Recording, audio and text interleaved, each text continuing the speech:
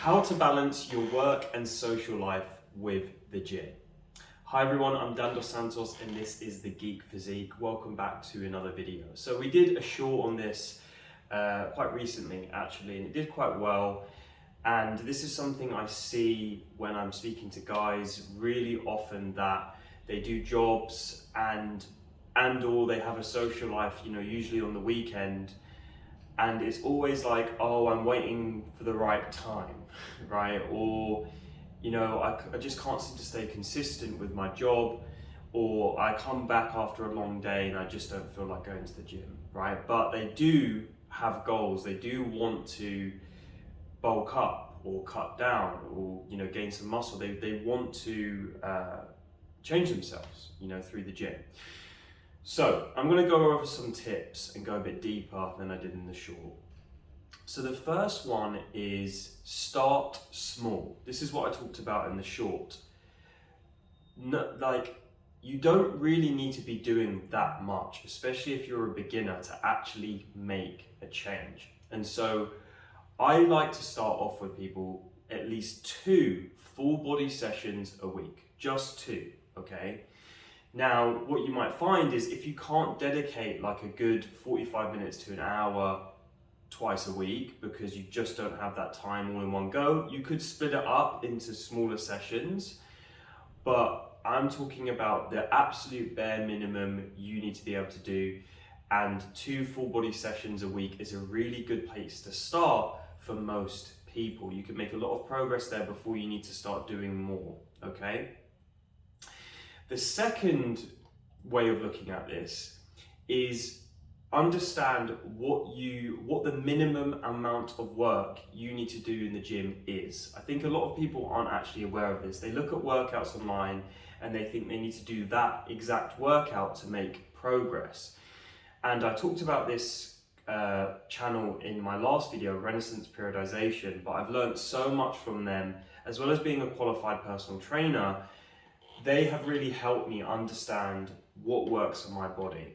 And what I mean by that is we all require a certain amount of work every week to make a change, a certain amount of sets to be clear. So how many sets you need to do per a body part to actually grow muscle, to actually make a change, okay?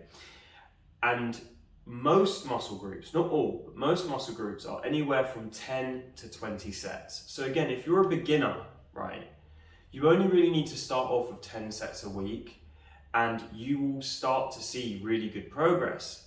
When that progress starts to taper off, you can start to add sets. Now, adding more sets is more time in the gym. It is.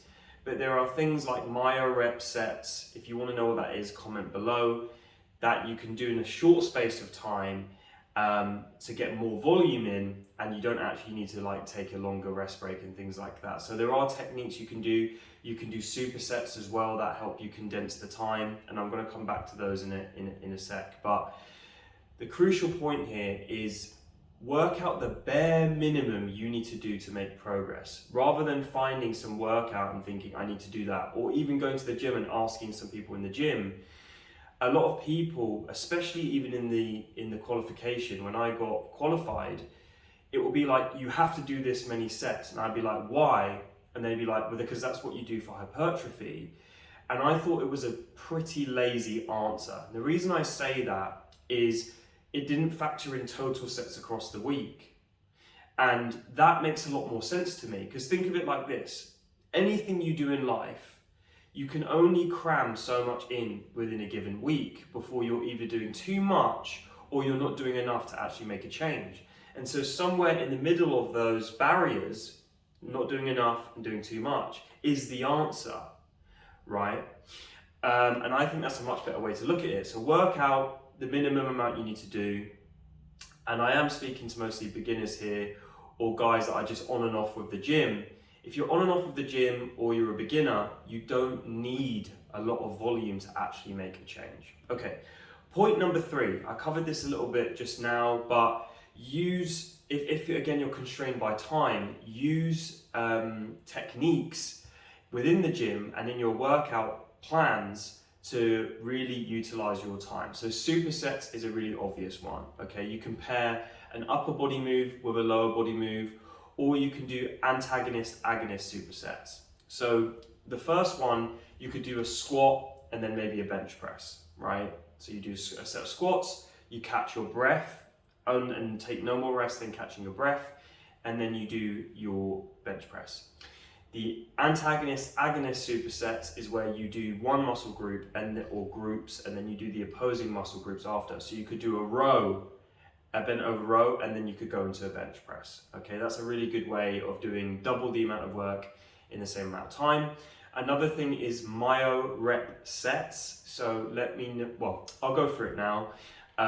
Essentially, you do a certain amount of reps, and then you take very minimal rest before you do another set again, okay? And it's basically utilizing the burn in simple terms, but it's a way of getting a lot of volume in a short space of time. Just trying to think if there's anything else. You could do giant sets as well. Giant sets, similar-ish to a superset.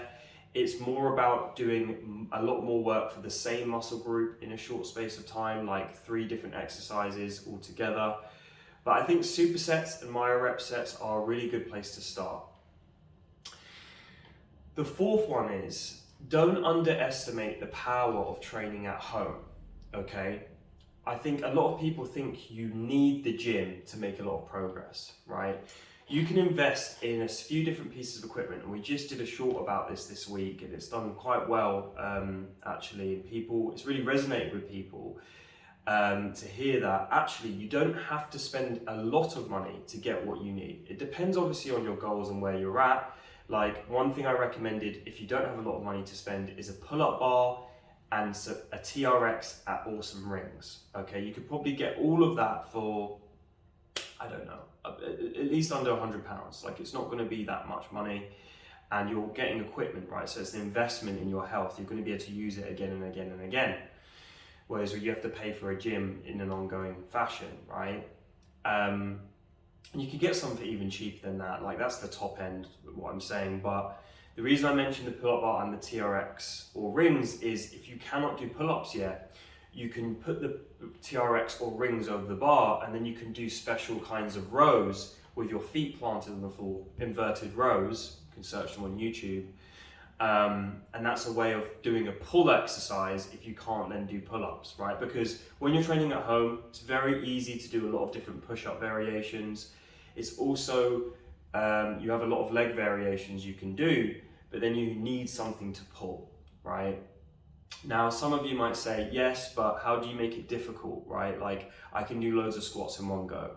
That's when you have to start being innovative. You have to start trying either harder exercises or finding ways to make it more challenging, right? So again, myo rep sets is a way you can make it more challenging because you're shortening the rest period, right? That's one way you can make it more challenging. You can change the tempo, right, of the exercise. You can do a lot of things to make it more challenging. I've forgotten what point we're on. The next point. The next point is, I would say this would be my final point. Whatever routine you have, you want some amount of consistency. What I've heard from people before, and we've worked with guys with all sorts of jobs, entrepreneurs, all the way to laborers and everything in between, like, and people actually everywhere in between, because we worked with ladies as well before.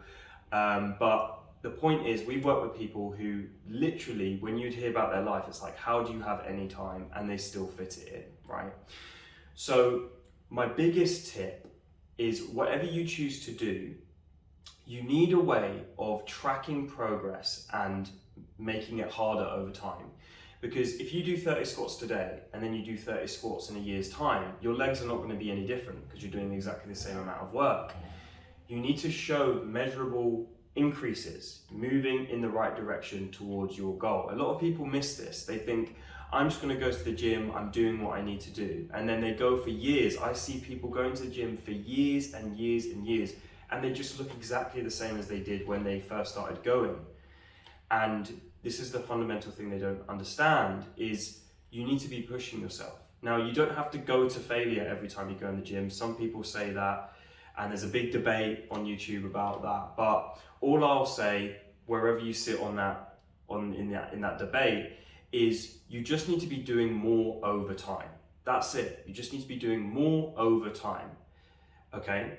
And progress isn't linear, so it's probably going to seem like this, like a snake going up, okay, rather than an actual line.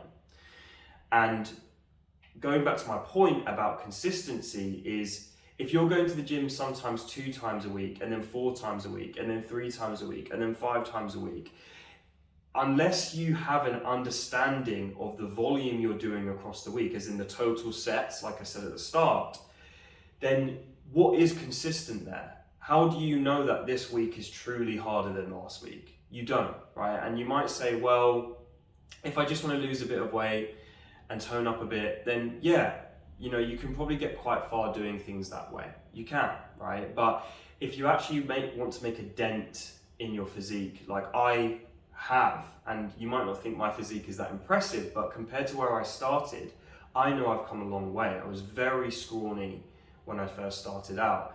And so you can't intuitively eat and do a bit here and a bit there, and some weeks do more, some weeks do less, and expect yourself to gain a significant amount of muscle from when you're starting. You have to have a consistent plan that increases over time.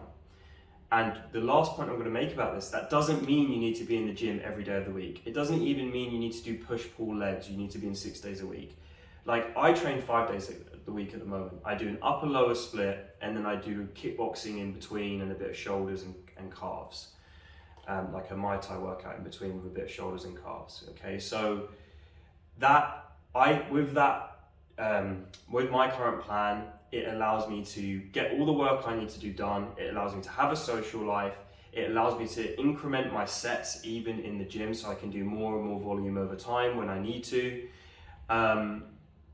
And some weeks I even do a 6th day, you know, if I do a pad session with a friend or something like that. But the point here is just have a consistent routine and think of it like worst case scenario. Don't think, well, if you've got, you need to think of worst case scenario. So you need to be thinking, okay, if I have a super busy week, a super busy day, what can I actually commit to for the foreseeable future? And what I like to choose is a month, right? When someone says to me, oh, I'm gonna go to the gym on Monday, I say, that's great. But you know what would be really great? If you go consistently for the next month, right? That's not me belittling someone actually going for the first time. It's me saying, get a consistent routine in, especially if your goal is to build a certain amount of muscle. You need a consistent routine. You need progressive overload for your body to actually change. How else is it going to change if you're not doing more, okay? And if some weeks you go 4 times, some weeks you go 2 times, it's very hard to understand that. Now, I have worked with people where they've only gone to the gym 2 times a week. 3 times a week is obviously even better, but 2-3 times a week, and they've made really good progress. But the key was keeping a consistent routine, so when we make increases, we know they're actually doing more. I hope all of those tips were helpful for you.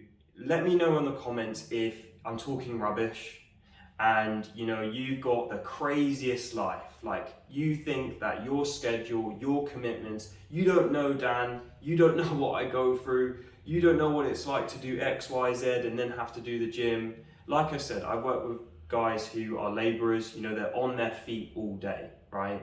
But they had the time. It was just making it a priority, and it was accepting the fact that actually I will have to do some extra exercise, I will have to do some extra work, I will have to eat a lot more than the average guy to put on weight, because I'm physically active in my job and I want to be in the gym, okay? I've worked with, this is women now, I've worked with people who are carers. They work 12-hour shifts, but they drive, so it's like a 14-hour day. They have kids, so they're taking care of kids and they're the sole provider for the family, and they fit in the time to do their workout. So if these people have the time, I believe the majority of people out there do have the time. It's about making it priority and staying consistent. Let me know if you agree or disagree in the comments. Like, share and subscribe this video, and I'll see you in the next one.